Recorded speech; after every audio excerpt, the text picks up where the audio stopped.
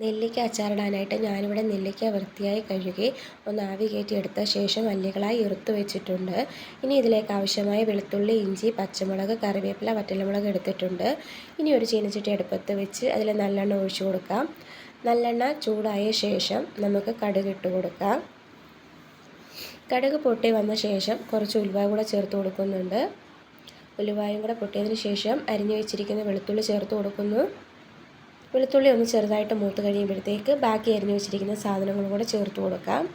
ഇതിൻ്റെ പച്ചമണം എല്ലാം ഒന്ന് പോയി നല്ലപോലെ ഒന്ന് മൂത്ത് വരട്ടെ. ഇനി ഇതിലേക്ക് ചേർക്കാനായിട്ട് ഞാൻ മുളക് പൊടിയും മഞ്ഞൾപ്പൊടിയുമാണ് എടുത്ത് വെച്ചിട്ടുള്ളത്.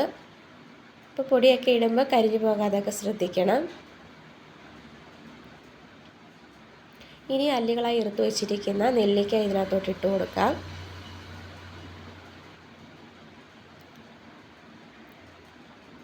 ഇനി ഇതെല്ലാം കൂടെ നല്ലപോലെ ഒന്ന് മിക്സ് ചെയ്തിട്ട് നമുക്ക് ഉപ്പിട്ട് കൊടുക്കാം. ഞാനിവിടെ ഇടുന്നത് കല്ലുപ്പാണ്. അതിനുശേഷം ഞാൻ കടുകും ഉലുവായും കൂടെ പൊടിച്ചതും കൂടെ ചേർത്ത് കൊടുക്കുന്നുണ്ട്. ഇനി കുറച്ച് കായപ്പൊടി ചേർത്ത് കൊടുക്കുന്നു. ഇനി ഇതിനകത്തോട്ട് ഞാൻ ഒഴിക്കുന്നത് ചൂടുവെള്ളമാണ്. കുറച്ച് ചൂടുവെള്ളം ചേർത്ത് നമുക്കൊന്ന് മിക്സ് ചെയ്യാം. ഇതിനകത്ത് ഞാൻ 2 സ്പൂൺ വിനാഗിരി ചേർക്കുന്നുണ്ട്. ഞാൻ എടുത്തിരിക്കുന്നത് കള്ളം വിനാഗിരിയാണ്.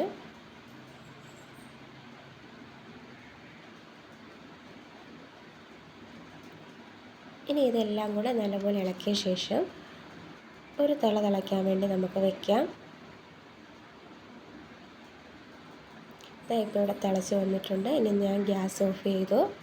ഇപ്പോൾ അടിപൊളി അച്ചാർ റെഡി ആയിട്ടുണ്ട്.